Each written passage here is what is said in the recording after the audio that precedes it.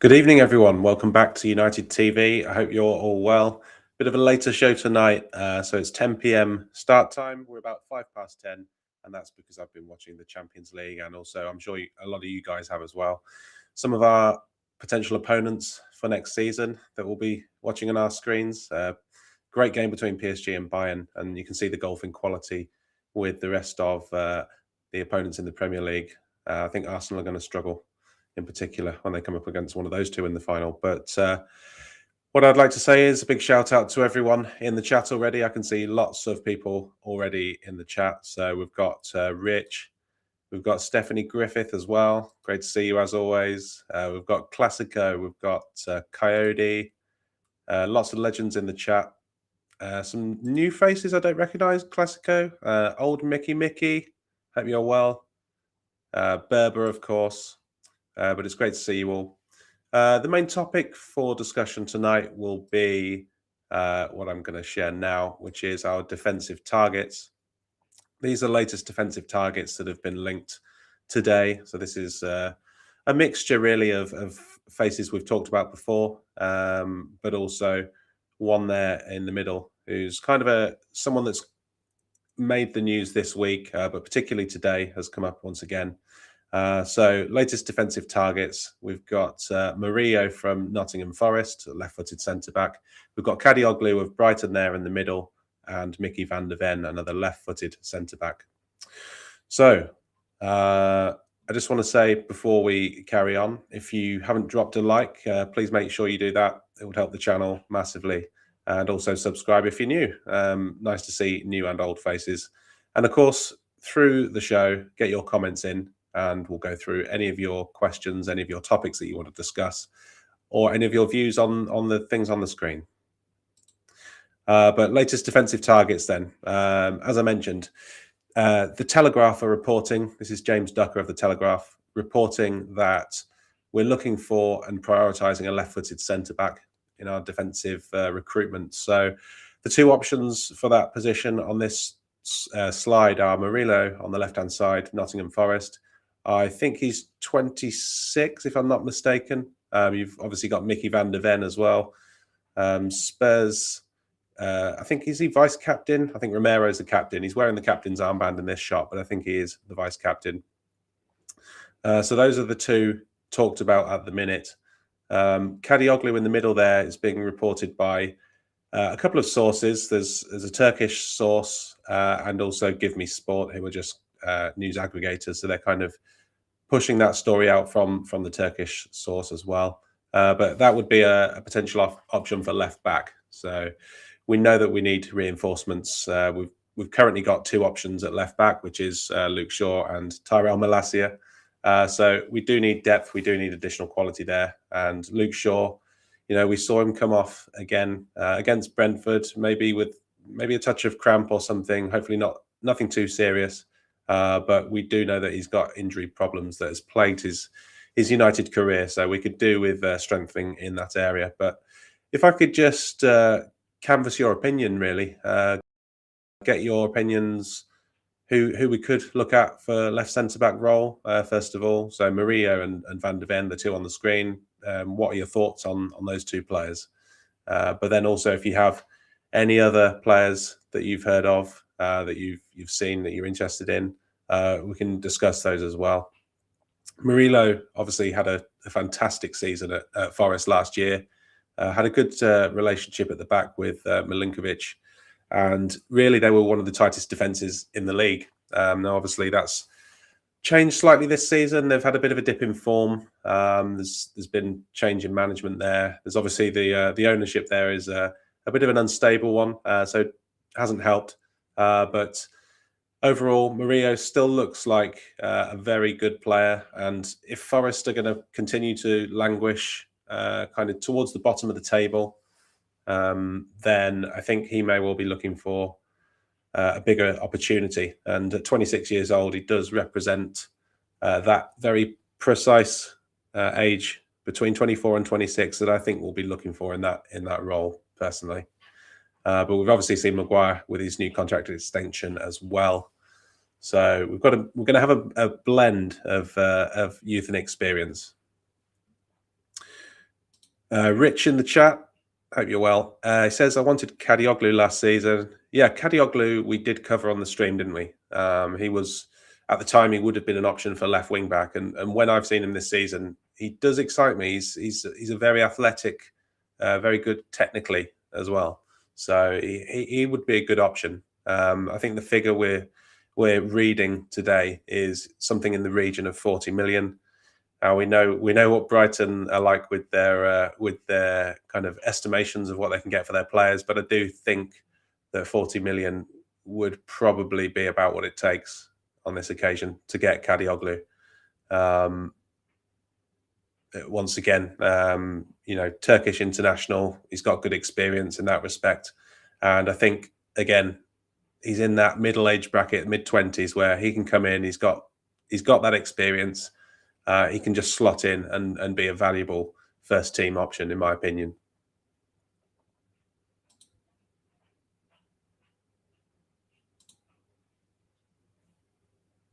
Big up, Katie. Hope you're well. Yeah, I mean, how do we feel about obviously the two centre backs there, Murillo and Van de Ven? Obviously, their teams in the league, respective positions in the league table are pretty poor. Tottenham are kind of battling relegation, and if they're not careful, they will go down to the Championship. And that, at that point, I think we can get potentially a good value of Van de Ven. They're obviously not going to be in a very strong position if they go down to keep that player. But I think regardless of where Tottenham finish, he has signalled that he's looking for a move away from Tottenham. So I think regardless of where they finish next season, he will not be at White Hart Lane.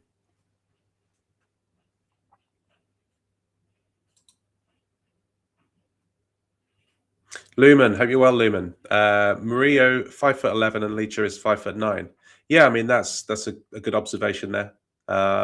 We've seen at times against certain opponents, Leacher has struggled aerially. We on the flip side of that, we've seen him have excellent games against the likes of Haaland. So I think it can depend, can't it? I think Murillo, he is good defensively in the air. He is very strong, but against particularly potent attackers in the air, he may struggle. So that's a good point, Lumen. Thanks for bringing that up.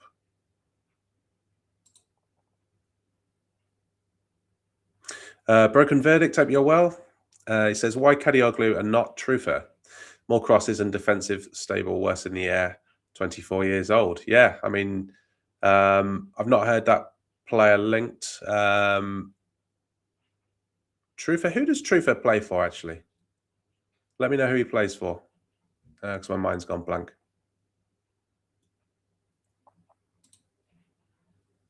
Yeah, Rich is in agreement with that one as well. So let me know. Remind me who he plays for, and then it will come to me.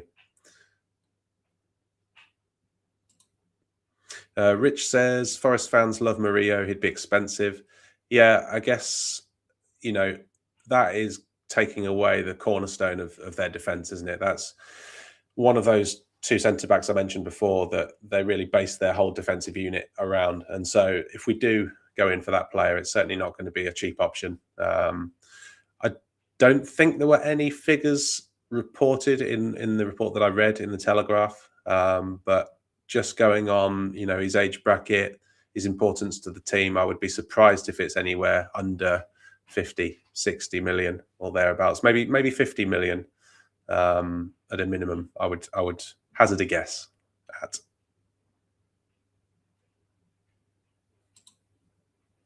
Old Mickey says he wanted Estepinian. Yes, Estepinian was a very promising player actually for Brighton, wasn't he? He wasn't the one that went to Chelsea, was he? I think that might have been Buonanotte. But yeah, Estepinian, he did impress me when he was at Brighton. And it's a shame that he's gone.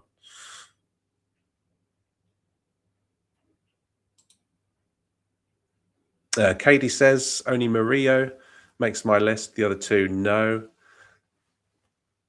I mean, Van de Ven, he's had injury concerns of his own, isn't he? I guess this is one of the factors we're going to have to take into consideration. Is we've already got two or three in the defence. De Ligt is one. If you want to count Luke Shaw as well, there's another one. Martinez is another one. Maguire doesn't play every game. So there's already kind of injury concerns, if you like. And even Yoro to an extent. He's had a couple of lengthy spells out in his time at United so far. So, I think we do need someone who's going to be available more often than not. And that does raise question marks then about Van de Ven. Prone to like the muscle injuries, the hamstring injuries, something that is a problem for quick players. And so, yeah, that's going to be one that we need to consider. So, well raised, KD. Hope you're good tonight. Broken Verdict says, I also thought we were in for Senesi. Yeah, Senesi was one that actually, I think he's you've mentioned there, he's agreed with Spurs.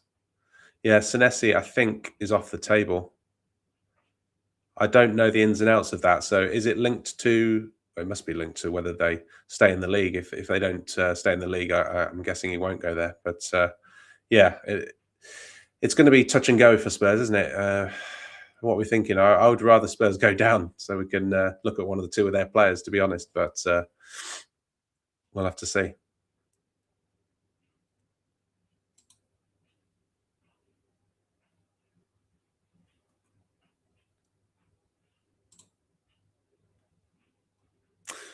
Samuel Ingram, welcome to the chat. Hope you're well.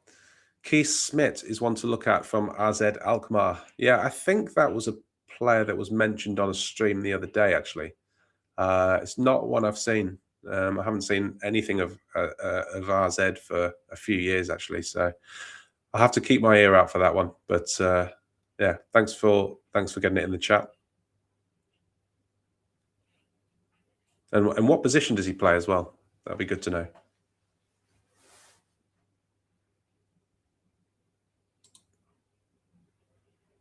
Lumen says Murillo will struggle in the UCL like he did against Porto in the UEFA Europa League.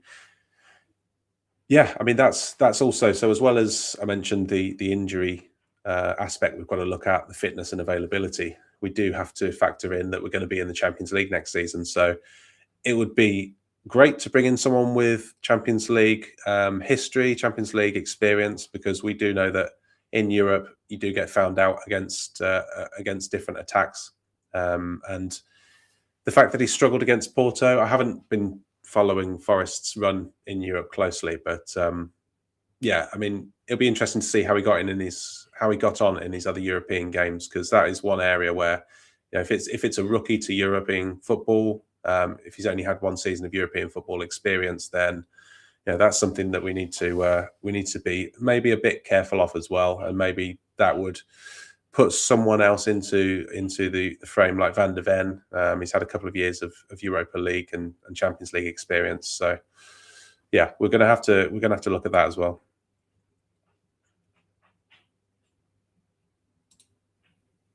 Yarli, hope you're well. Thanks for tuning in. The PSG versus Bayern Munich game must be one of the most entertaining matches I've seen in a long, long time. Yeah, and the reason this was, as well as the glut of goal, just all-out attack. It shows you what we're gonna be facing next season. And I think as a United fan, it's a bit worrying when you're seeing teams, those two attacks, PSG and Bayern, probably the best attacks in Europe. And we're going to come up against these teams next year. So, when we're looking at these defensive options, Van de Ven, Murillo, I think like one of the commenters said before, are they going to struggle in Europe? And you look at those attacking lineups, and you're thinking, well, probably most defenders in Europe are going to struggle against those players.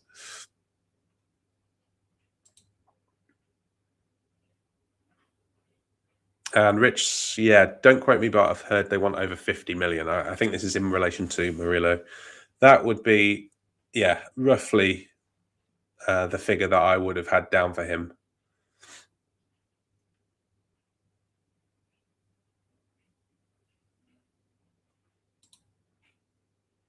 Keith Smith is a midfielder. Okay. I'll look out for that one, because that's a couple of times now he's been mentioned in our streams. So thanks for bringing that up. And also, we deserve better. Hope you're well. Hope you're doing well. Keith Smith is a midfielder. Sorry, JR. JR, hope you're well.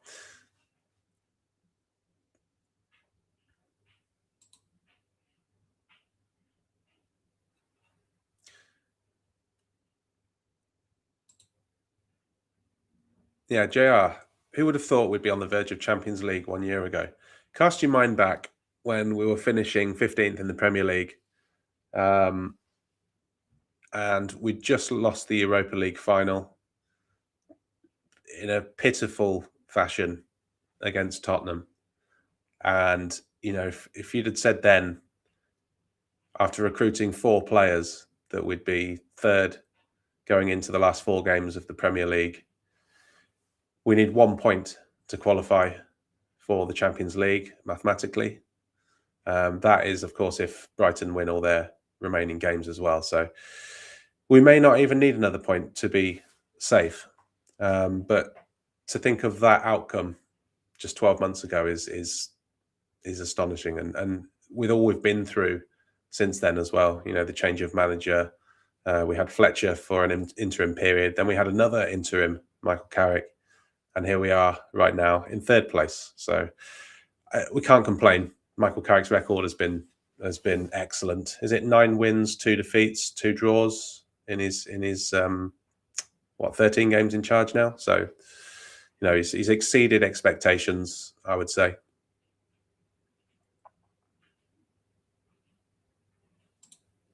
And as Pundit says, Pundit Katie, smash that like and hit the subscribe. That would be excellent. But we've got, I think, 17 watching at the minute. So if you can get those likes up, that would be absolutely fantastic. Yeah, love the Champions League tonight. That was just a great game, wasn't it? I did watch the previous match last week, Real Madrid and Bayern, and it was very, very similar to the game that I just watched. I would say though that Bayern's defense, not necessarily the defenders, but the way they set up, they're just completely exposed. It's like Hail Mary football at times.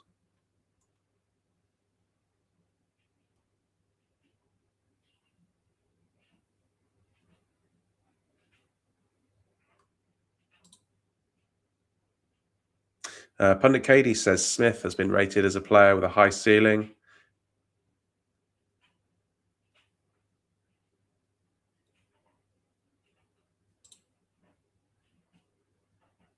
Broken Verdict says opinion on Maatsen. Yeah, is that he used to play for Dortmund, didn't he, and Chelsea? Yeah, he's a left back, isn't he, Maatsen? I was impressed with him because I think he went on loan from Chelsea to Dortmund, and I watched him in the Champions League, and he did impress me at that time. I thought he looked really good, and when he turned up at Villa, I was a bit shocked actually by that because I thought he was destined for big things, not Aston Villa. But there we go. There we go. Yeah, who would have thought Spurs would be in the Championship?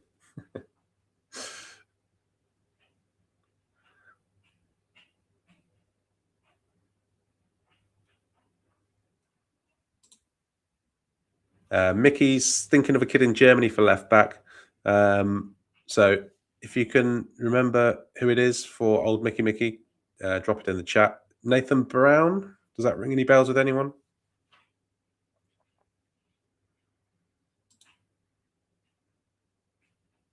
Samuel Ingram says Milenkovic from Nottingham Forest would be a decent centre-back signing as well. He's the partner for Murillo, isn't he? And I think he's got a bit more height than Murillo, hasn't he? He must be like way over 6 foot. It's 6'3", 6'4", something like that. Absolute rock in the air.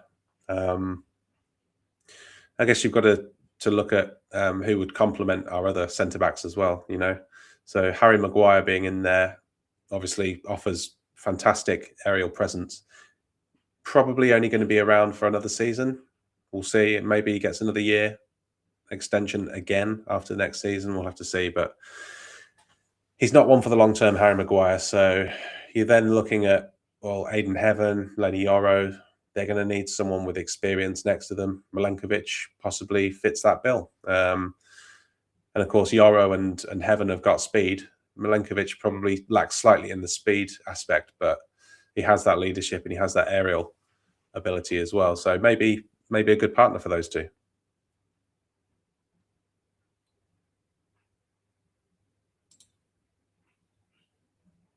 Big up, Sally. Hope you're well.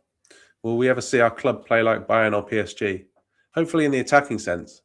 Hopefully in the attacking sense. I'm not sure I saw much defending going on, but yeah, I like the attack that was on show.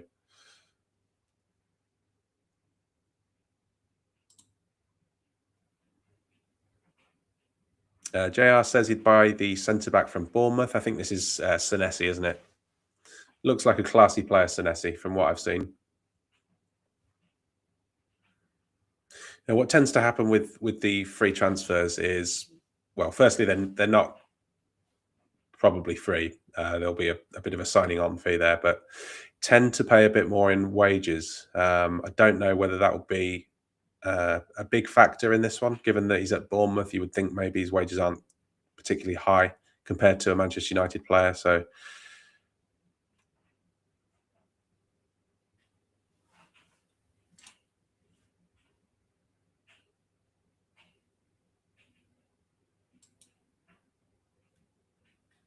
yeah, Samuel Ingram thinks that Shea Lacey should be starting on the right wing ahead of Amad Diallo.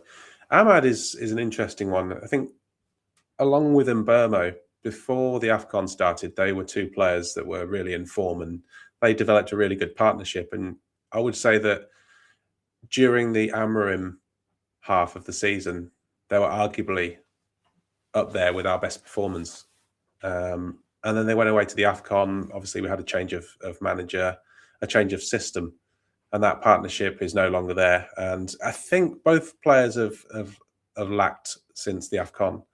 And, you know, that partnership that they had, it's not there anymore. And something, you know, they complemented each other very well because Amad would have the intelligence of when to support Mbeumo in the attack, whereas I think Dallo doesn't have that intelligence. And at times it looks like Mbeumo's kind of going it alone, and he's often marked out the game by two defenders. So I think once we get someone else behind Mbeumo, I think that's when we're going to see the best of him again. But Amad, it's just about where's he going to fit in the team. I would say that, you know, you've got to have two players for every position, ideally. If we can have two credible players on the right-hand side, that would be Amad and Mbeumo. You're then looking for two credible players on the left. That's where we may have to strengthen as well in the summer, depending on where we see Dorgu fitting in long term. But yeah, Amad hasn't been in great form. He wasn't great against Brentford. I was disappointed with him against Brentford.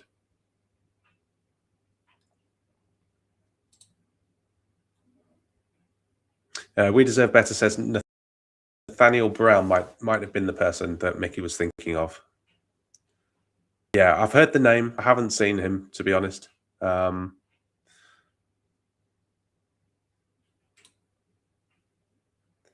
Lumen says, yeah, I mean, there were options in January, and I think with retrospect, obviously when we're sitting third in the table, you know, we've got a comfortable buffer between us and sixth place Brighton. You can look back now and you can say, well, we got away with it. We've saved some money. But for a period of time, it was looking very, very shady. And thankfully, we had a manager who came in and put players in their right positions, and that's kind of been enough to see us through.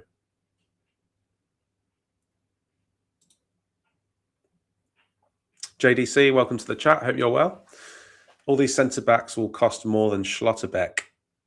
Yeah, I mean, Schlotterbeck is someone we've covered in previous shows, probably not for a couple of weeks, but he is at Dortmund, isn't he, at the minute? And he's got the experience that we would need. He's got the Champions League experience. He's got obviously the experience of playing for Germany in competitions as well.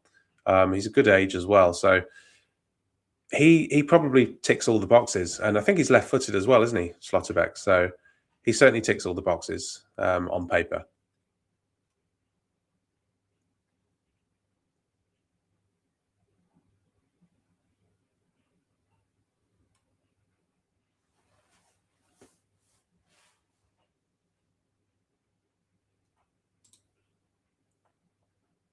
Yarley says, it's a little surprising to see that our wingers are not working well. Cunha also struggles from time to time. Yeah, I think this is very much the way I see it anyway. The way I see it is the fullbacks are not supporting the wide players enough. So you see Luke Shaw, he brings the ball out from the back and he gets to about 10 yards inside the opposition half and he stops. He just doesn't go any further. He puts the anchor on and he's looking for the pass inside or the pass back. And he doesn't provide that overlap or the underlaps that we've seen him do in previous seasons.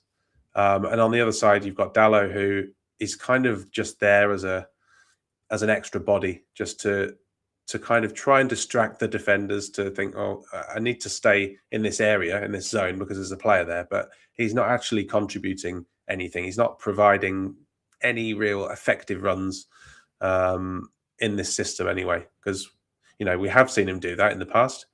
If you think back to earlier in the season under Amrim, Dalot was often that player who would make a darting run from right wing back, and he'd be the furthest player up the pitch in the middle. So maybe it's an instruction thing, I don't know, but the way I see it is we're not providing enough support for those attacking wingers. And Cunha is one who sometimes he has the capability to take on 2 or 3 players.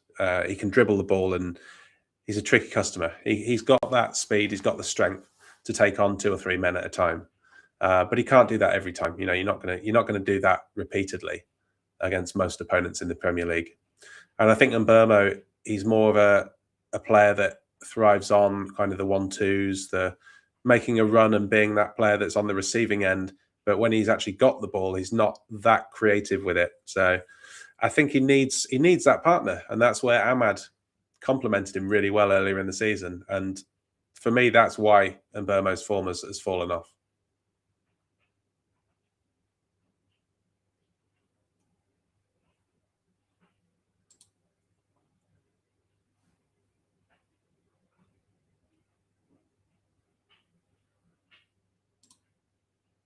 Nathaniel Brown is priced at about 70 million. Wow, yeah, that would be a risk, wouldn't it? That would be a risk bringing in someone from overseas for 70 million.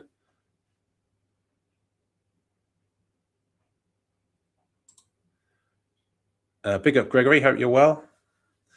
So Schlotterbeck is a left-footed centre-back we could certainly use here with United. I would say that he's definitely, like, if you're talking about left-footed centre-backs that we should be looking at in terms of profile, he has to be in the list. He has to be, because he's got more credentials than most of the other ones that we've been linked with. I'd say Van de Ven is up there, but you've got his injury concerns. Murillo doesn't have that top-level experience, so everyone's got pros and cons and boxes that they tick, but Schlotterbeck is one where you think he's got everything.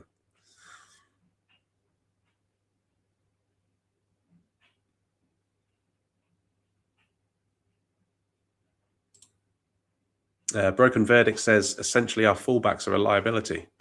Okay, I've got a question. If you could pick only one side to fix in this summer window, left back or right back, who would you prioritize?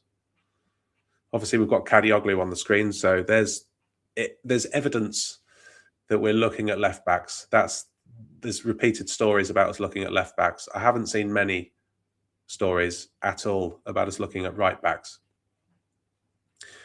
Now, I'm not really surprised by that, because on the right hand side we do have options. We've got Dalot, we've got Mazraoui.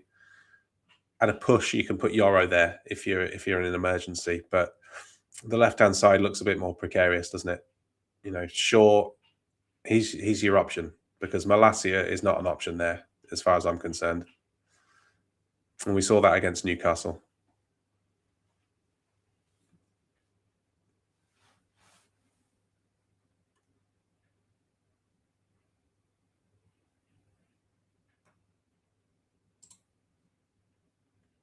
Yali's got a good story. I heard this earlier as well. I couldn't believe what I was reading.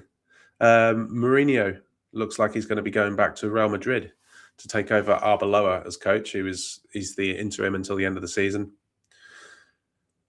Now Dallo is being linked to Real Madrid. Yeah, I did read that story. Part of me thinks, it's 2-2, isn't it? 2-2 equals 5. But we do know that Mourinho is a big fan of Dallo. He bought him to Manchester United. He's obviously got that Portuguese connection. He does rate him extremely highly. He talks very highly of him. If you ever listen to an interview with Mourinho, he talks very highly of Dallo's work ethic in training, his professionalism, his leadership. So, that would be a surprise, but not a surprise, if you see what I mean. It'd be a surprise that he'd go to Real Madrid because under any other manager, I don't think they would be looking at Dallo. But Jose Mourinho being there, seeing him as an option, then I could definitely see that.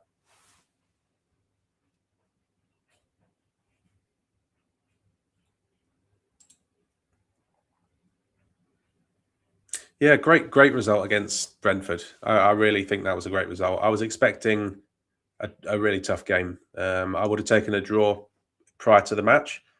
I think first half I thought we were excellent. Obviously, their striker had an off day. And on another day, we could have conceded a few goals. But I'm really happy with the performance, but also the tactical switch at half time as well. So we'll get onto that a bit later on. We can talk about the Brentford game, have a bit of a recap at it, and get your thoughts and opinions on what we saw as well. But as Stephanie says, as always, keeps the tabs on the likes for us. So thanks, Stephanie. She says 21 likes. So that's fantastic going so far. If you can keep them coming, that would be greatly appreciated. And the channel is up to 731 subscribers now. We're on the road to 1K. So as soon as we can get back up to 1K, it means some extra perks and little things, benefits for you guys in the chat. So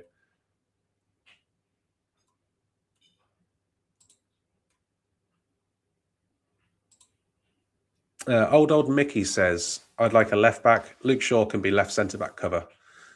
I believe left back and a right back is needed. Yeah, Luke Shaw. The more I watch Luke Shaw this season, the more I see that he's not the same player that he was, in terms of he's not either brave enough or his body's not capable of carrying him up the pitch and getting back anymore. But I see a player who's very good in defensive situations. I've always thought Luke Shaw is a defensive fullback. I know that he's classed as an attacking fullback, or he has been, but for my money, his best assets were defensively, and I think he has all the skills to play at left centre back. I really do. I think he could be an option there.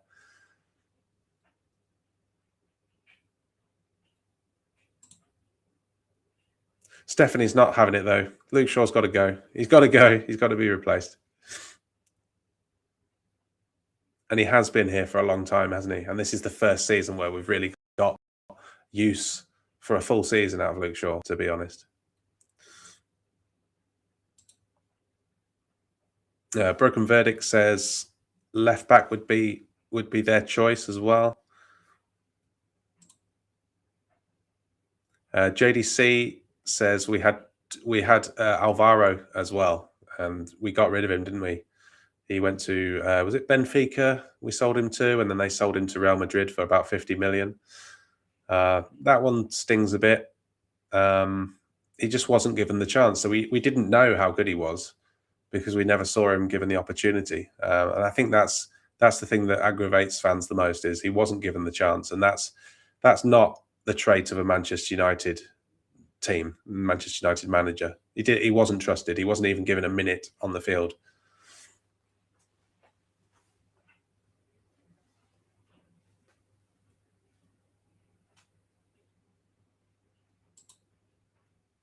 Pundit Katie says Murillo is the only worthy one of those three on the screen. Was Kadioglu? He was in Turkey, wasn't he? But did he join Brighton last summer? Am I correct in saying that? Or was it 2 years ago? I can't remember. I've been impressed with KADIOGLU.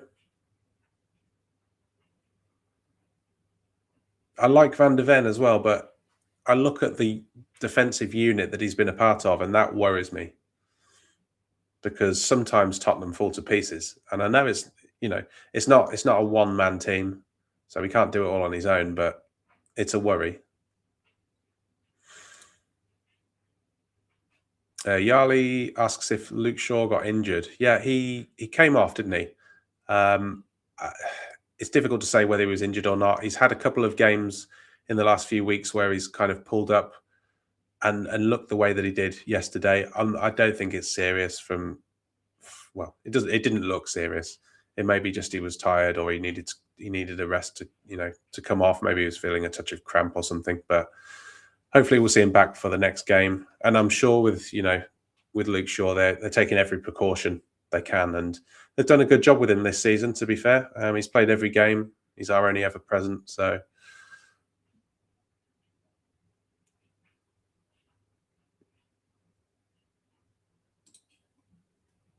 yeah, haven't heard any news yet on Luke Shaw's injury. So I'm hopeful that we'll hear something in the next day or two, and I'm sure that will be something that Rich covers as soon as it's known.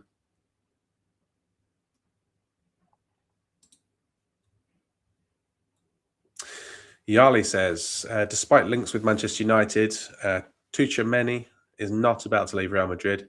The La Liga side want to extend his contract. Is the dream dead? Well, this is one we spoke about the other day. Fabrizio came out when all the papers and media were reporting that story. Tuchemeni was high up on the list of targets for United. Fabrizio was the one that came out, didn't he? And he said, this is not the case. Real Madrid have got no intention of selling Tuchemeni. Now, there's been stories that have contradicted that since. So over the last 2 days, I've again seen Tuchemeni's stories that have said, yes, United are in for him, and there's a possibility there. So it's a bit unclear, I would say, on that one. However, that the role that Casemiro is fulfilling in the team, of all the positions, I think that has to be the one where we spend the most money and we have to get the right player. We have to get a player who's in the prime. Tuchemeni ticks that. He has to have, in my opinion, Champions League experience. He's got that in abundance, and also at international level as well, at the highest level.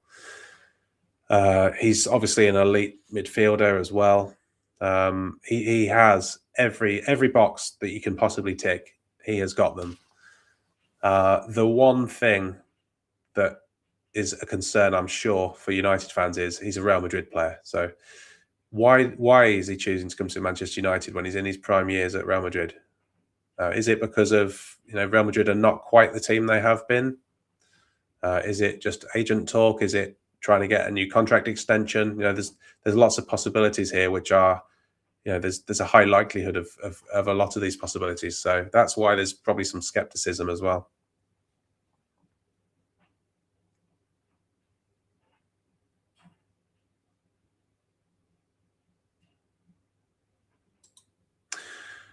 Katie says, judging Carrick's tenure is difficult given the squad is very short in terms of the numbers.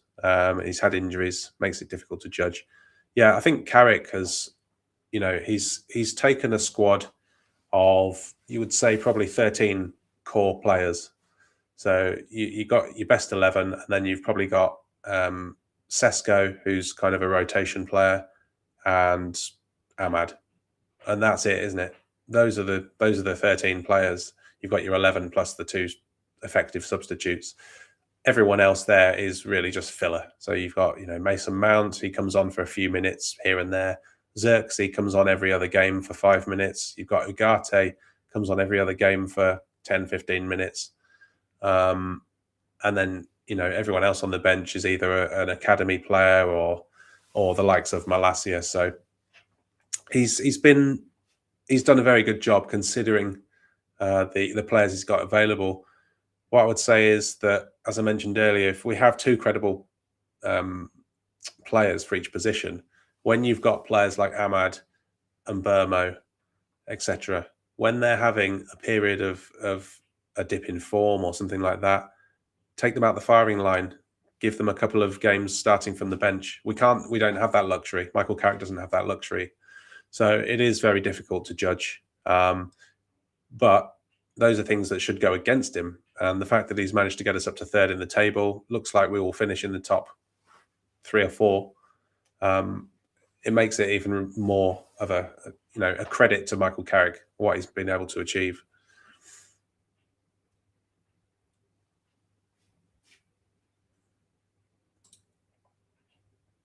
There's a shout here from We Deserve Better for Ariel Amenda for centre-back. 6'4", 96th percentile for passing.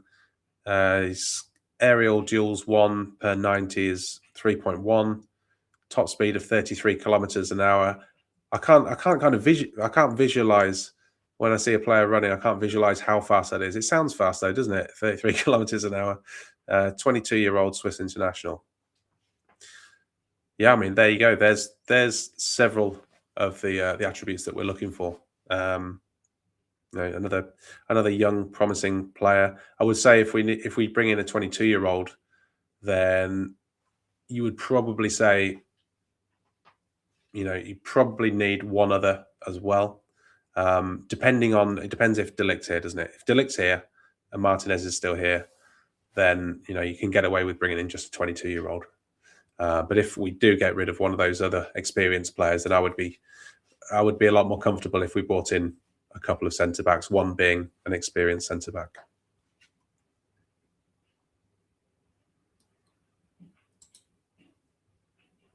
Gregory says Luke Shaw should only remain as a reduced role next season if he's still here. I think he would accept that as well. I don't think he knows his body, and I don't see him wanting to push for a move away to play every game in the Premier League. I just don't see it. So I think he would remain at the club if he was offered that role, Gregory.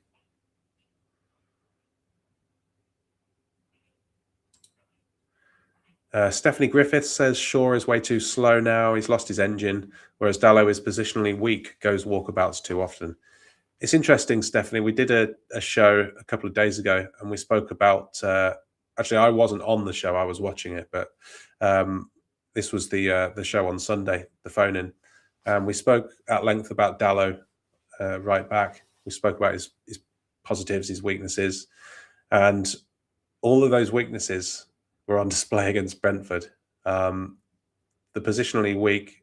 I mean, it's concentration, isn't it? He's prone to being 5 yards in front of his other defenders in the defensive line, and then just letting players drift off him in behind into that space. And we saw that about 5 or 6 times against Brentford. So it was quite funny actually that all those things we've been talking about were on display. But he's got other positives, hasn't he? His fitness, his availability, his durability, he's flexible. He can play in lots of different positions across the pitch. He's obviously got that ability to get up and down that we lack on the left-hand side. So he does have positive qualities. Ability to receive the ball in tricky positions when he's under pressure. He does have those positive attributes, but it's the ones that really matter that are the key ones that he fails on. And that's why I think we're going to need to upgrade Dalot. I don't see it happening this summer. But I think within the next 2 years, I think we need to be aiming for a top quality right back, in my opinion.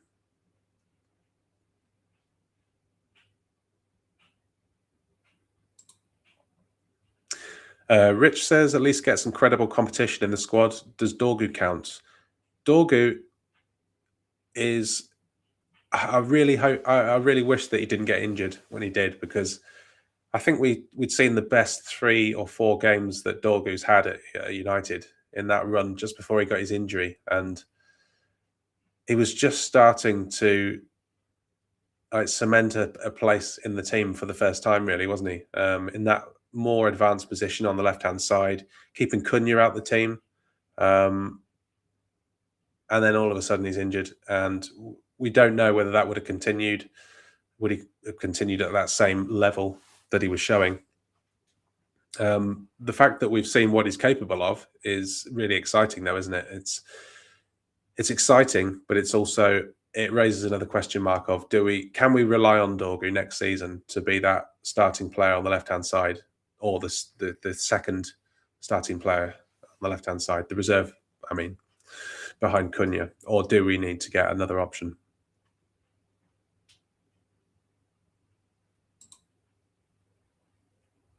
We deserve better. He's got a great question here. And this is one that Rich talked about earlier as well. Tchouaméni or Tonali, which would I choose? I'll leave this one for the chat as well. But personally, if we're saying that both of these are transfers we can get done, and we forget whether they're attainable or not, I think I would choose Tchouaméni out of those two. I think Tonali he's a good player. I mean, he dominated against United at St James's Park when I went to see them there, and Tonali he dominated that game. So he does have that capability. He can dictate the game.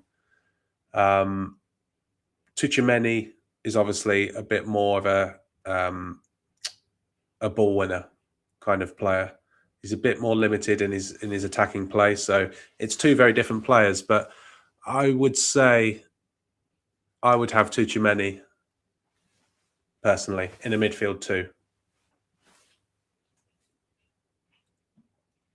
But as I said, I'll open that one out to the chat as well, because that's a good question. It'd be good to see everyone's opinion on that. Pundit Katie says, Belieber, we're yet to agree a fee with Brighton. Yeah, I mean, this is Fabrizio actually gave an update on this recently. The deal in principle with the player, so this is the player we've got the deal in principle for, that's been in place since the summer of 25. So that aspect of the deal is done. That puts us in a strong position, I believe, because if that player's been waiting for 12 months to come to United, he's going to be making noises at the end of the season, I would think. Brighton are going to be aware, and they're not going to want to keep an unhappy player for another season. If it's potentially something that's been promised to him from the club, that they would listen to offers for him this summer, then I think that puts us in the strong position out of us and Brighton.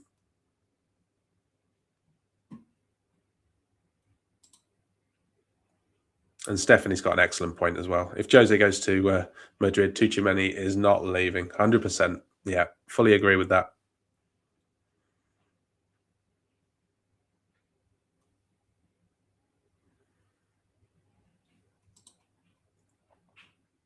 What's the play you're talking about there, Katie? If it's Tchouaméni, I think his injury record is actually very good.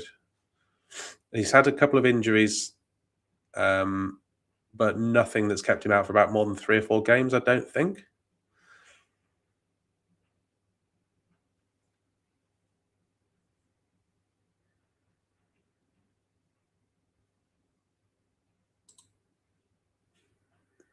Solly, hope you're well. Solly says, I think Dorgu does count. I think that will be a settled position. Shame that Harry Amas gained an injury. Winning awards every month. Defensively sound and can beat a man. Yeah, I heard about the Harry Amas injury in terms of it was enough to get the loan cancelled very prematurely. I think he only played about 10 minutes for Norwich, didn't he? But he was on loan before that at Sheffield Wednesday, and he was winning Player of the Month at Sheffield Wednesday. Then he went to Norwich on loan, played 10 minutes and got injured. So that was like a very, by all accounts, a bad injury, but I don't think the details of what it actually was released. But it didn't sound like a very pleasant injury.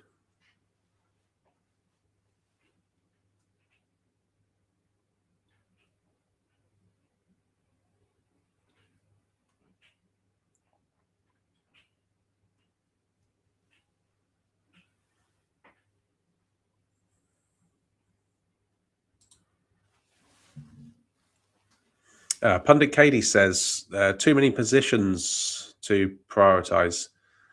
We need proper centre backs, and that will eat out most of the budget.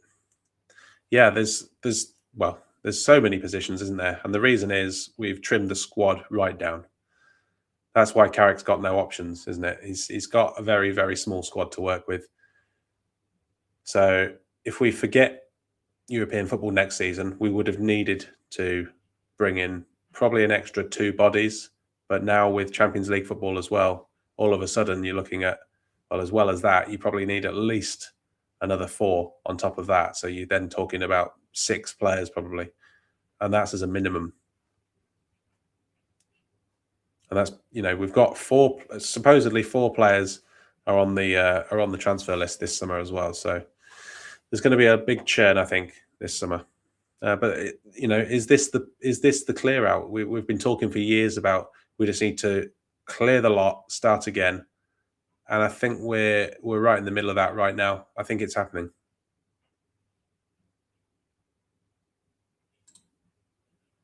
Big up, Niall. Hope you're well. And big up, Luca, as well.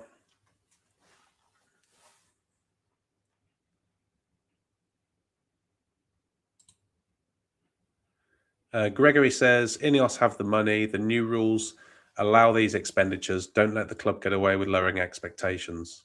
Yeah, the new financial regulations come into play next year, don't they? And I think it's linked to, is it you're allowed to spend 80% of your turnover or something? To be honest, I haven't really looked into these rules as closely, but the kind of headlines that I was hearing was that Man United would be in a very strong position, even compared to like the current rules. So I think it then comes down to cash flow. And if it comes down to cash flow, it's a case of, first of all, selling some players to generate money. And second of all, if you need to, then you need to put some money into the club as the owner or the owners.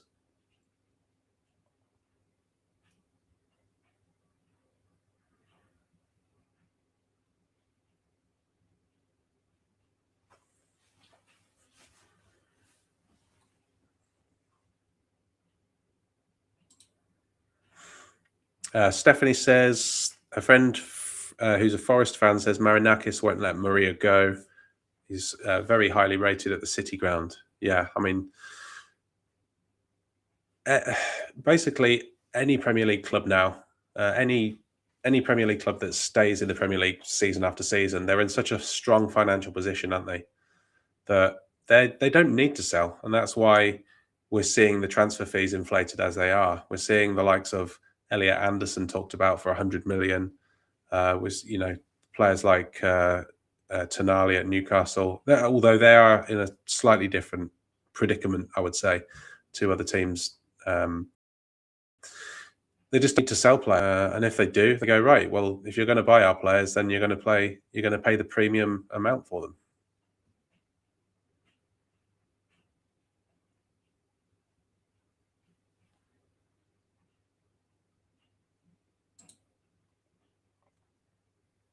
Katie says we got Cunha in early via the release clause, which is, yeah, that's true. There was a release clause, wasn't there, that we could activate. But he also came out and said, I want to go to United. He's a Man United fan. So that was just all around a good deal. I think, we got a good one there. Also says to get Stiller would be more doable.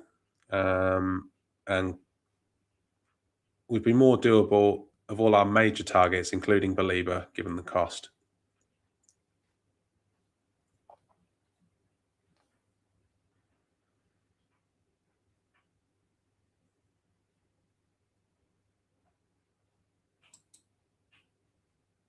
Stephanie says he's a proper defender, puts his body on the line style of defending. Speaking of body on the line, let's talk about that display from Aidan Heaven and Harry Maguire. Goodness me. Body on the line defending there as well. And Luke Shaw as well. Like, he made some proper last-ditch challenges as well. That would be a pretty fearsome defence to come up against, wouldn't it? Heaven, Maguire. You've got Leacher. You've got, potentially we're talking about here, Murillo.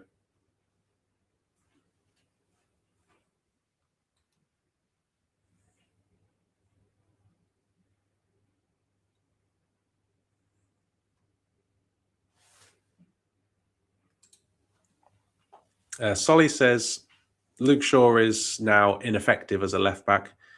If it isn't Dorgu for that position, we need 2 left backs. And if it isn't Hamas, look out for a centre back that can cover there. Yeah, good shout. Dorgu, of course, he did play quite a lot of football for Lecce at left back. I mean, to be fair, he played in lots of positions: left back, left wing, and right wing. But I think predominantly we brought him in as a left wing back. So it's kind of in the middle, isn't it? And it's which of the left back and left midfield roles is he more suited to? And I still don't think we know that. We did see him for 3 or 4 games at left wing before he got his injury, and he did look really good there. But it is a very short, it's a very short sample there to actually look at. So it'll be interesting, I think, to see where Dorgu's future lies in terms of his position.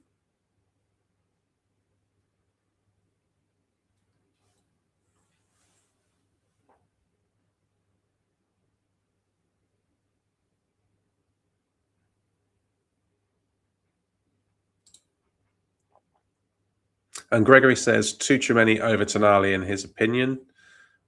Unfortunately, acquiring Tuchumeni pretty much pushes Anderson into City's hands.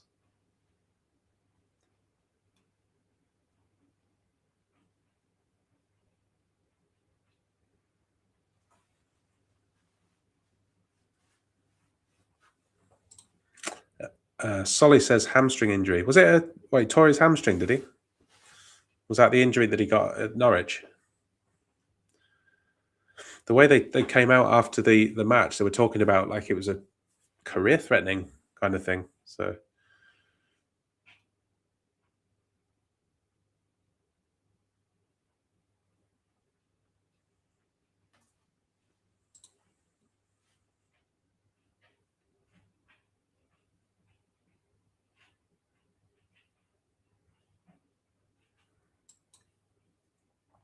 Gregory says United could easily spend 550 million this summer without breaking any rules. Yeah, I mean, I've heard there's a lot of leeway given the income that United generate. We'd be in a very good position. It's all going to be dependent on, are we going to spend that money? And in the past we've spent huge sums of money. We haven't spent it correctly, but I feel now that we're on the right track with transfers. You look back at the last 2 windows, the 4 players that we bought in the summer have all been good signings. Good signings. Lamans has been absolutely terrific. Factor in the price as well, makes it an outstanding signing. Arguably the pick of all of them. Sesko's done well in his first season. He scored big goals. You've got Cunha and you've got Mbermo, who have both done well as well. Cunha more so recently, but Mbermo first half of the season was terrific as well. And before that, we bought in Dorgu in the previous January. So the recent evidence of spending has been good. So if we had 550 million, then that's a hell of a lot of players we could get in and good quality additions. We could address everything if we had that amount of money, but I don't know. I just can't see us. I don't see us spending all of that money. I think we're going to be holding some back.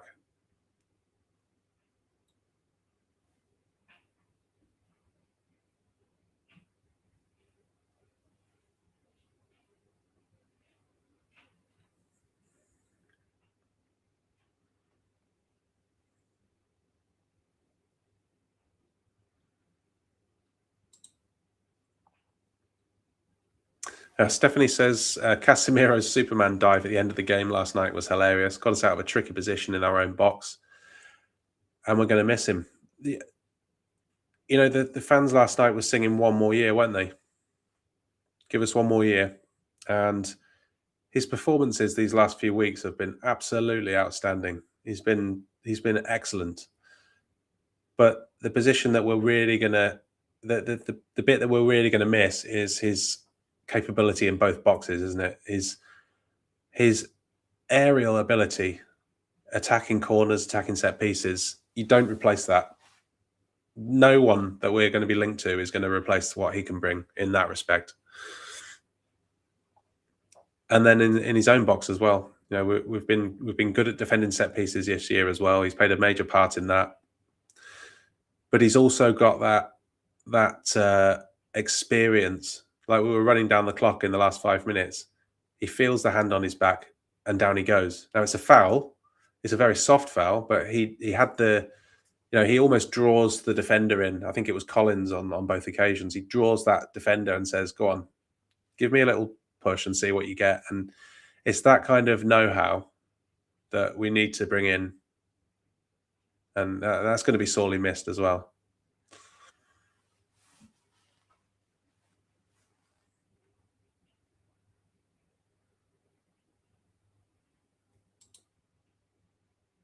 Big up, Rob. Hope you're well.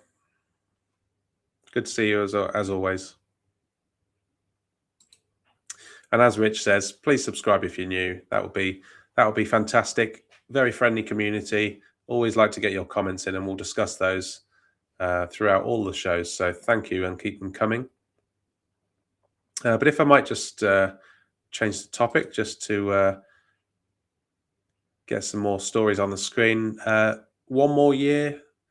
Doesn't appear so. Doesn't appear so for Casemiro. There is no Casemiro U-turn. Carrick came out after the game yesterday, and he basically inferred that from both sides, it can't be undone. It's already agreed. So this, I imagine, would have been something that was discussed early in the season when they're looking at, you know, what players are they going to retain next summer, or this summer coming up? Which players are they going to retain? Who are they going to offer contracts to? We obviously heard about the Maguire contract extension a few months ago. So I imagine probably around the turn of the year, this was already decided. And Casemiro may have already chosen his next club. It looks like he's obviously very emotional. We saw that at the end of the game yesterday. And the fans are obviously very emotional as well. You know, they want that. We want Casemiro to stay for an extra year. He's got so much to give still. But it does look like that is not going to be something that can be turned around. So that's the update on that. I think it's what we knew anyway, but it's just confirmation really of that one.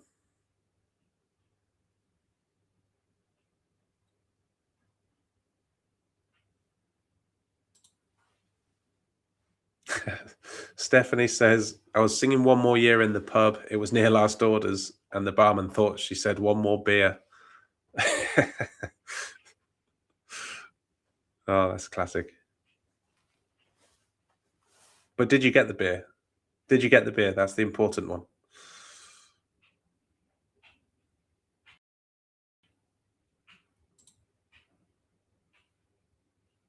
Yeah, as Gregory mentioned, Casemiro yesterday, like every challenge he was putting in, I think I read a stat somewhere that he's won the most duels, had the most tackles, and something else. There were three stats, and I don't remember what they were now, but there were 3 stats, and he's the first player in, is it like over 20 years to get these 3 stats in a Premier League game. It was that performance from Casemiro yesterday, massive.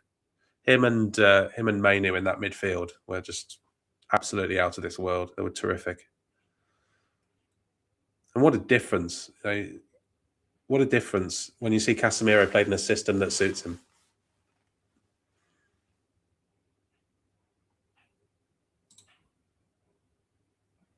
Stephanie's testing me here. What does the Casemiro juggling celebration mean? Now, I'm not down with the kids. I'm not sure how old you are, Stephanie, but I think it's an internet meme. I'm not going to say it because it might anger a couple of people in the chat, because it's been all over the internet for about the last 3 or 4 months. But I think it's that. That's what I'm guessing anyway. Pundit Katie says it's the right time for Casemiro to bow out. Yeah, I mean, when you cast your mind back 6 months and we're saying what's the future of this football club, I don't think Casemiro he probably wasn't in it. If we're completely honest, he probably wasn't in it, was he? His turn in form has been remarkable. But I think we need to look to the future. And Casemiro, is he 34 now? So there's only one way for Casemiro's body to go, and unfortunately it happens to us all, and that is on the downward trajectory. So maybe it's time to bring in some fresh legs. And we've moved on from big players before. It will be sad, but this is Manchester United. We'll move on. We'll move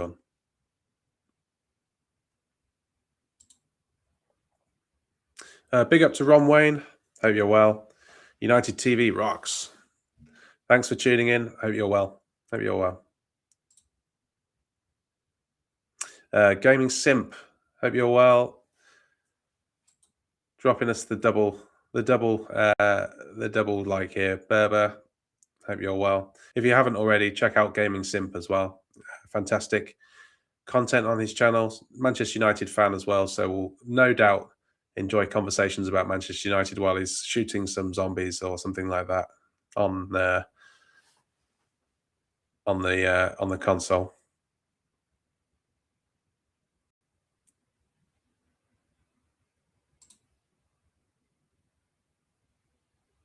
Ah, there we go. There we go. There's the answer for you, Stephanie. Katie says Casemiro said his son decides the celebrations. Ah, that's nice. That's nice.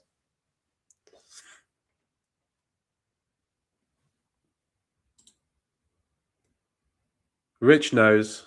Rich knows. You just can't mention those certain numbers if you have children. Yeah, don't. If you count from 1 to 10, you're going to end up saying these two numbers in sequence, and you're going to provoke probably a bit of a laugh if you've got children.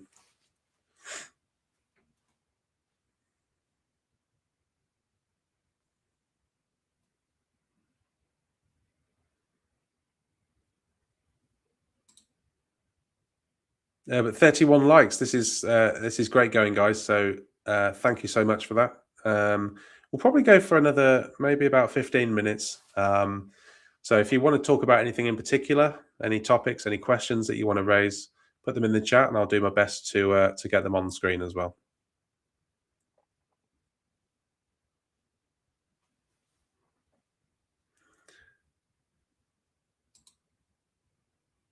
Duck's Dog, hope you're well. Thanks for tuning in.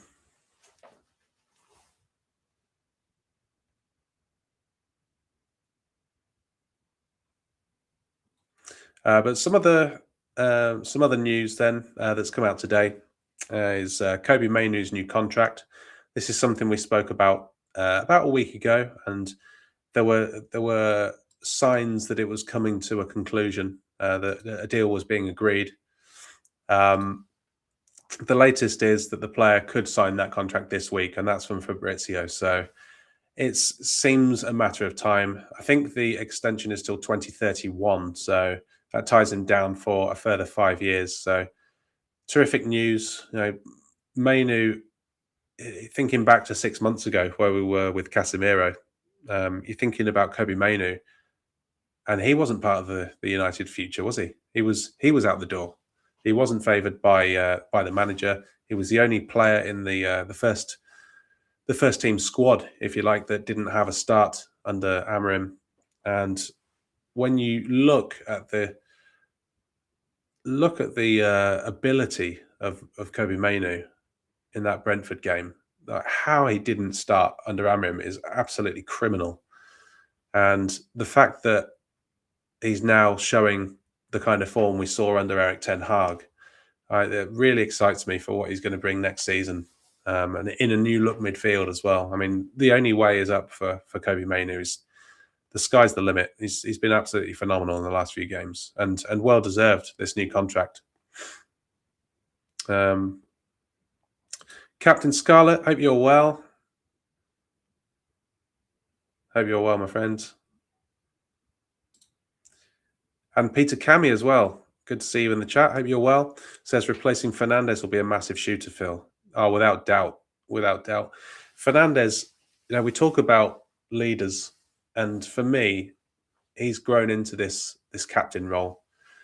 He's carried us these last 2 seasons. Last season in particular, I don't know where we would have been without Bruno Fernandes. operating in a role that was unfamiliar to him, and was still absolutely outstanding. This season, he's done the same, absolutely outstanding across multiple managers. He's played across 3 different managers this season. He's been outstanding for all of them. And I read today that he's actually equaled Cristiano Ronaldo's goal contributions. So that's goals scored and goals assisted. He's matched Cristiano Ronaldo's record for Manchester United as of that game against Brentford. So another achievement, another stat that he's managed to tick off his list. But yeah, when it comes to Fernandes going, that's going to be like, yeah, there's no player in world football that can do what he does. I cast my mind back to that 3 versus 2 situation against Brentford, where he had Brian Mbeumo on his right, he had Sesko on his left, and he was faced with 2 defenders, 2 Brentford defenders. And if there's any player in world football that you would trust to play the right pass, make the right decision in that moment, it was Bruno Fernandes. You knew that was going to end up in a goal because he's so good at picking that right pass. I mean, lots of people probably looking at that screen, including me, thinking just play the ball to Mbeumo. But he didn't. He waited just long enough so that the Brentford players committed. And at that point, that left Sesko free, and Sesko on his favoured foot, which Mbeumo wouldn't have been. So another piece of intelligent decision-making there from Fernandes. And he plays that ball to Sesko, and it's a goal. So yeah, that's going to be a huge gap to fill.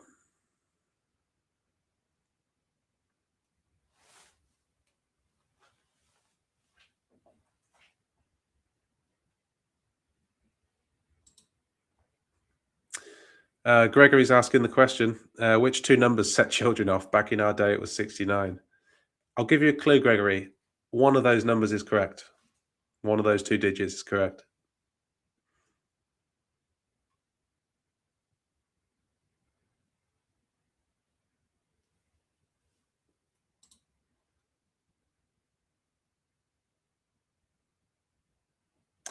Peter also says, after watching Bayern and PSG, we need to stay away from Alex Scott, Anderson, and Van de Ven. Yeah, I mean, this was something I mentioned earlier in the stream, actually. It was interesting seeing the level of opponents that we're going to be coming up against next season, because you're looking at Bayern and PSG. No one can live with those attackers. Those attackers can beat any man.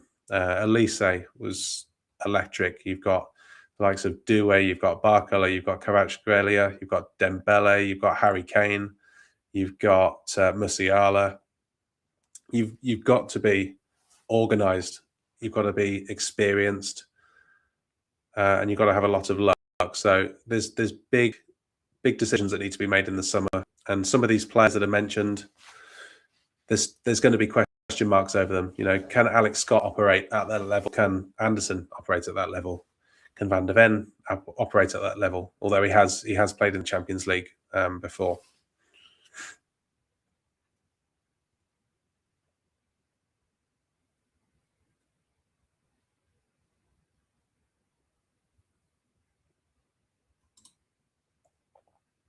We Deserve Better says, I think Ineos will keep aside up to 170 million for 3 midfielders. It's definitely looking like the priority, isn't it, in terms of where we spend the money? I think Fabrizio says that we're in for at least 2 midfielders, a third if it's doable. So if there's a third option that's the right price point, then we will look at those options as well.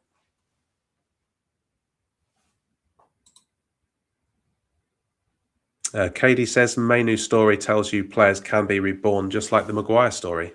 Absolutely right. Absolutely right.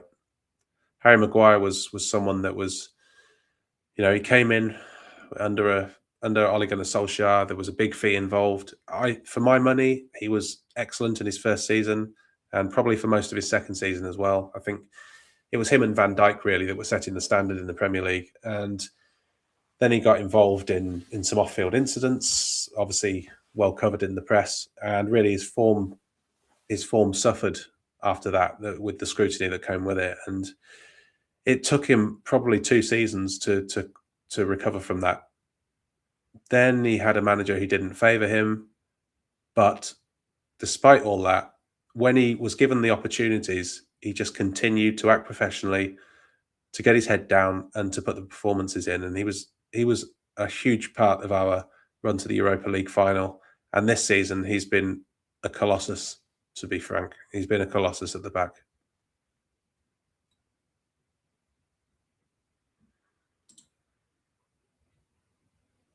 Yeah, and as Peter says, Casemiro will be another top player that will be hard to replace. Absolutely. There's no U-turn on that one, unfortunately.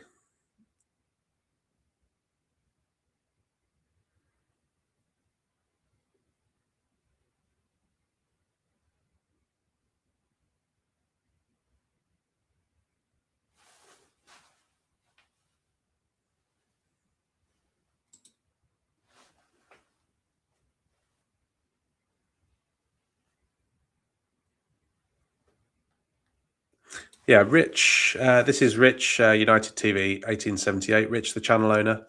He is on most days. He's been on today, and you'll see him again if you tune in tomorrow. But it is as Rich says, it's always good to see new faces in the chat. So thank you to you legends that have tuned in tonight, and yeah, join us tomorrow as well, because there'll be some more quality content tomorrow. But just looking at the remaining comments I've got here. Sorry, just bear with me a second.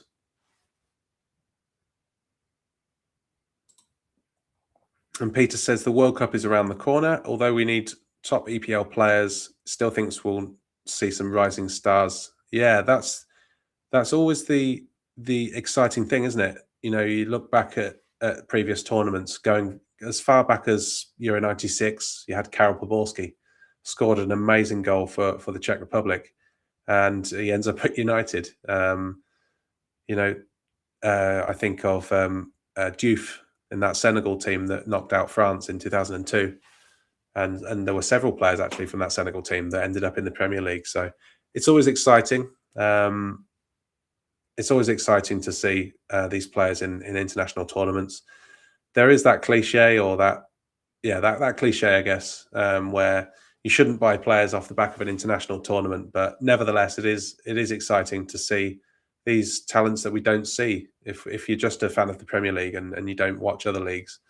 So yeah, it will be exciting in the World Cup, that's for sure.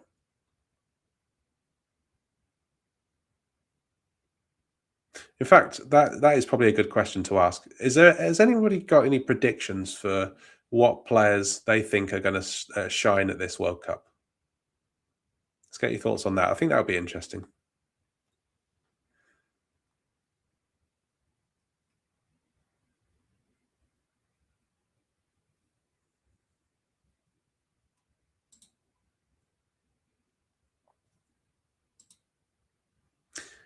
Solly says this is the window to act like we're a top 5 club in the world. Yeah, this is so. Obviously, Jim Ratcliffe made some statements when he came in.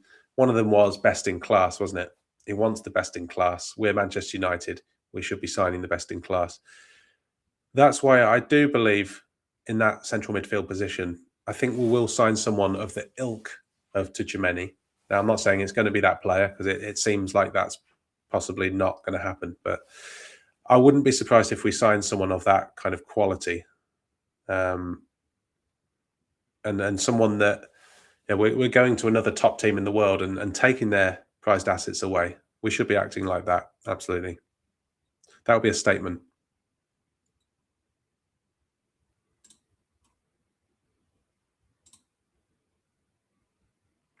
Rich says maybe Mainoo shines if he gets a chance. And who thought Mainoo would be in consideration? Only, what, 3-4 months ago? He was nowhere near the England setup, and his performances arguably put him right above any other player in that midfield for me. And he's so good that I think he would shine. I think, yeah, that's a good shout, Rich. I agree with that one.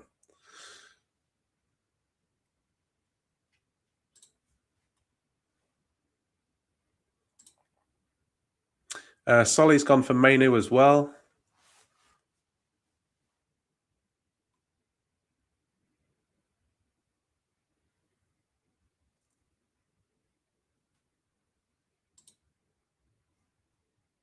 Gregory says 170 million would get you Tuchumeni and Stiller, no third midfielder.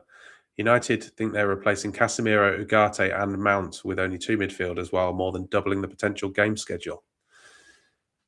It definitely, Casemiro is a foregone conclusion. Ugarte appears to be a foregone conclusion as well. I think Fabrizio gave an update on Ugarte recently and said he's leaving. He's leaving at the end of the season. He's going to find a new club. Mason Mount, I've not heard of any real concrete interest or even any interest of Manchester United selling that player. But you've got to think that after, 3 years now, Mason Mount hasn't cemented a place in the team at all with his form. He's had a handful of good games. And when I say handful, he's probably had, I can count on one hand how many good games he's had for United, to be honest. So, yeah, I think if we can get something done with Mason Mount, I'll be looking to move him on as well. Which, it does leave then 3 players probably in the midfield that you need to replace, as well as, the likes of Collier, who's also going to probably be leaving.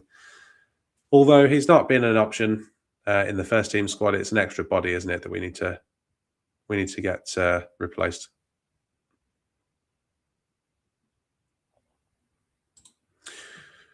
Rich says, I think Norway might surprise people. Yeah, they're a good shout. They've got some good players. Obviously, we know about Haaland, Sorloth, Odegaard. Is Naipan Norwegian?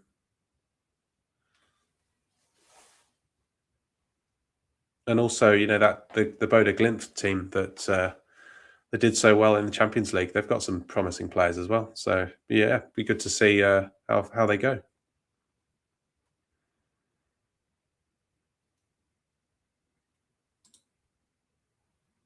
We Deserve Better says Tuchumeni for 80, Stella for 55, Buardi for 50, Baliba for 65, Anderson 100, Tonali 100, Agume 35, Wharton 70, Gomez 45, Edison 50, Fernandez 50. Pick 3. Do you know what? We Deserve Better. I thought you were saying that's your shopping list there for a minute. I thought you wanted us to get all those players, and then I got to about the 4th player, and I thought, no, he's not going to.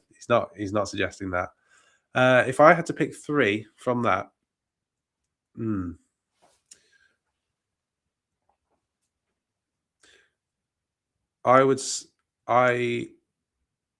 Tuchumeni would be one out of those. Probably, I like Fernandez from West Ham. I think he's a good player. I would have liked him to sign from Southampton, but we didn't get that one done. So I'm going to say him. And this can change like tomorrow. There's so many good players there. And then I would probably pick.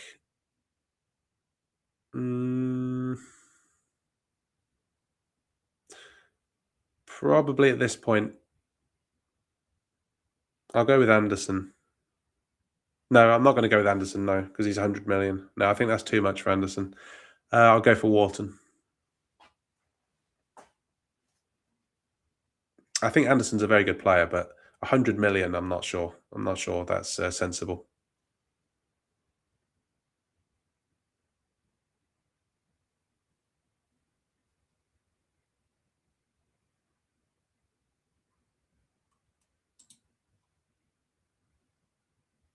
No worries, we deserve better. No worries. It's a good talking point and an excellent question as well.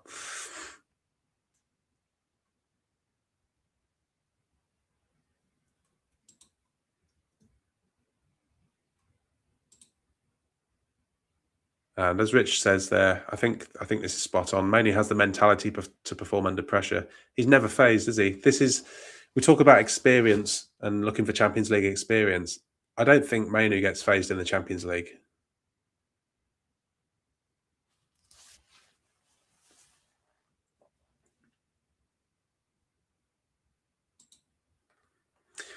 Peter says that Stiller is a fantastic player, but that guy will excel in the Bundesliga more than the Premier League. So more suited to the Bundesliga.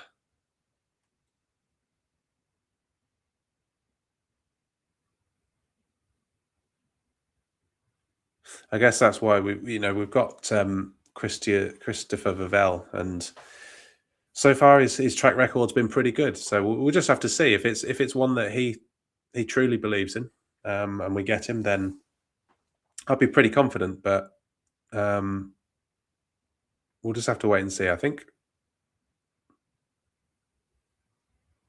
Stephanie's come in with Gomez, Stiller, and Hackney. That's their three choices.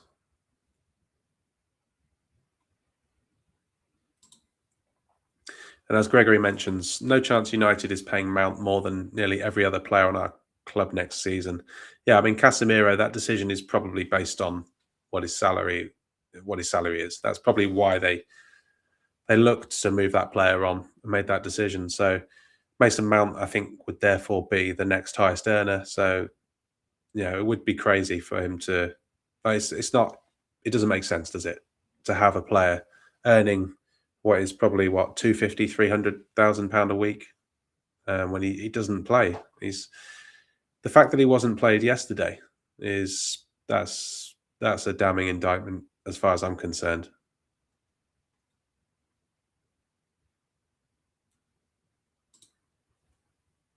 Peter's gone for Tonali and Tchouaméni in the midfield. Slightly different take from Mickey, who's gone with Tonali, and then one of Edison or Stiller, and then a third choice of Scott and Belieber.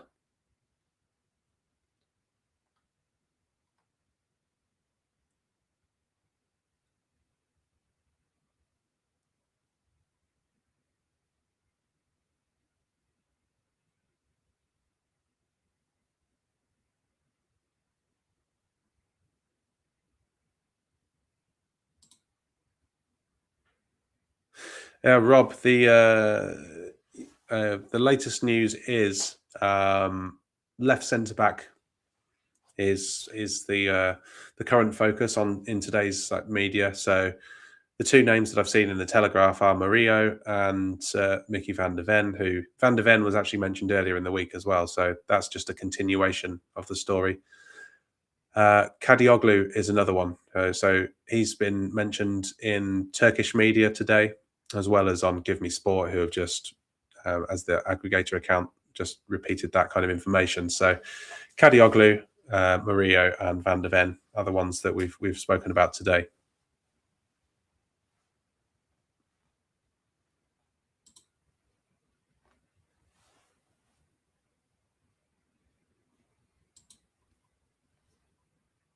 Excellent comment, Peter.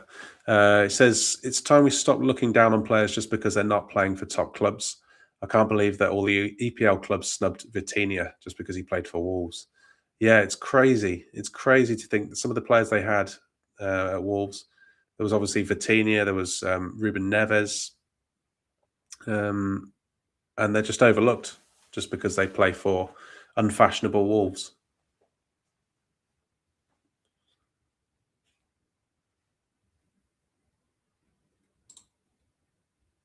And We Deserve Better's come in with his vote, which is for Tchouaméni, Bouardi, and Gume.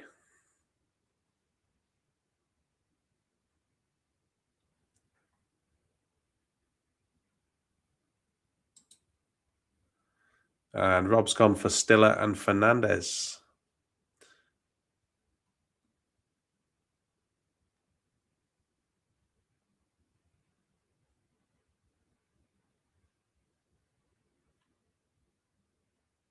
If we've got any final questions, I'll go for a couple of minutes. If you've got anything else that you want to ask or put to the room or ask me, but just to reiterate the topics we've been speaking about: the defensive targets, MURILLO, KADIOGLU, van der Ven, no Casemiro U-turn. That's been the nail is very much in that coffin from Michael Carrick, both from the club side and the player. It's something that can't be a U-turn on that one. And Kobbie Mainoo has all but signed the new contract extension, which will run until 2031 with an increased salary. as per Fabrizio Romano.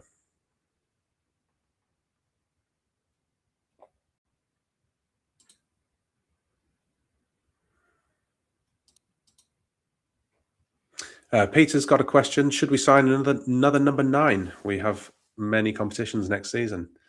Actually, yes, I do think we should. I don't think I would make it the priority. However, I think relying on one specialist centre forward is a risk. We've got away with it this season, really. But next season, as you mentioned, Champions League, hopefully we're going to go further in the cup competitions, the League Cup, the FA Cup. We're going to need additional reinforcements. So in terms of the amount of money that we spend, that would be one of the, hopefully, I think we would spend slightly less than in the midfield. But Sesko, he's been mainly a rotation option this year. We've obviously seen Cunha start there at times. I don't think he's performed at his best when he's been there, to be honest. And Burmo, I thought, looked okay there. I think he's done well when he's played in that position, but he's not really suited for all types of opponents. So yeah, I think I would sign a number 9 if we can get one.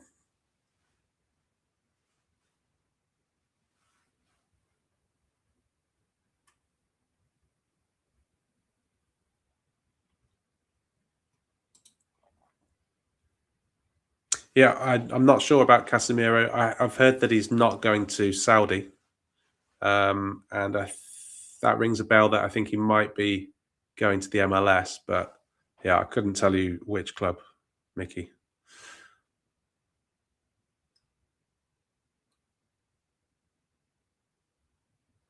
We'll go with this one as the final question then from Stephanie, and I think this is probably the most difficult question of the night. But it's which player ultimately replaces Bruno at United?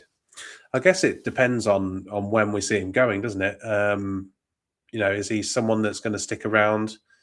He's what, 30, 31 now? I could easily see him playing for another 3, maybe 4 years at United. No problem. He's a quality player. He doesn't rely on pace. He relies on intelligence, and I think he's just getting better with age in terms of his leadership, his ability to know when to slow the game down. We're not seeing the Hail Mary football that we saw from him at times in the past. So I think he could stick around for a few years, in which case the answer to that, it makes it even more difficult, to be honest. I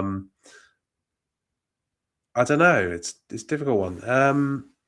If in a theoretical situation, if he was leaving in this summer coming up, if he was leaving now, then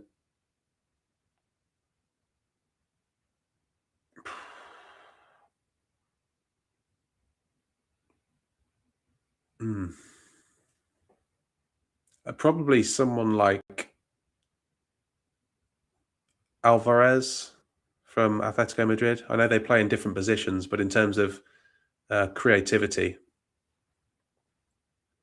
I think he's a very creative player.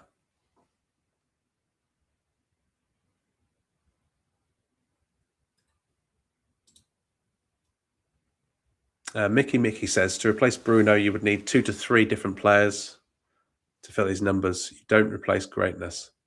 This is a bit like, we've lost players in the past, huge names that have left the club. You don't tend to just replace them, do you? The likes of Paul Scholes, the likes of Ryan Giggs. Some players are, you just can't replace them. You can't get a like for like that's better than what they are. And I think this is the case with Bruno Fernandes. I don't think there's anyone in world football who is better at what he does than Bruno Fernandes. He is the best.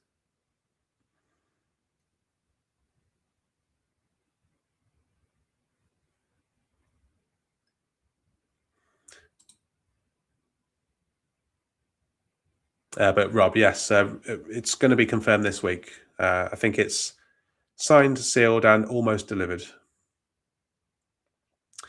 But I just wanted to say, as Rich mentioned earlier in the show, thank you all so much for tuning in, especially the newcomers in the chat. We've had some great comments tonight, as always, but great last question there from Stephanie. But just want to say thank you, Stephanie, Pundit Katie, Solly, Rich. We've had Rob, Berber. We've had Peter. We've had Gregory. There's a few more. We deserve better. There's several. Luca. Those are just the ones off the top of my head. So apologies if I've missed anyone. But Rich will be back tomorrow. So if you want to drop by tomorrow, please come along. Subscribe if you're new. Hit the like if you can as well on the way out. That would be much appreciated. But thank you so much for tuning in, and we'll see you again tomorrow.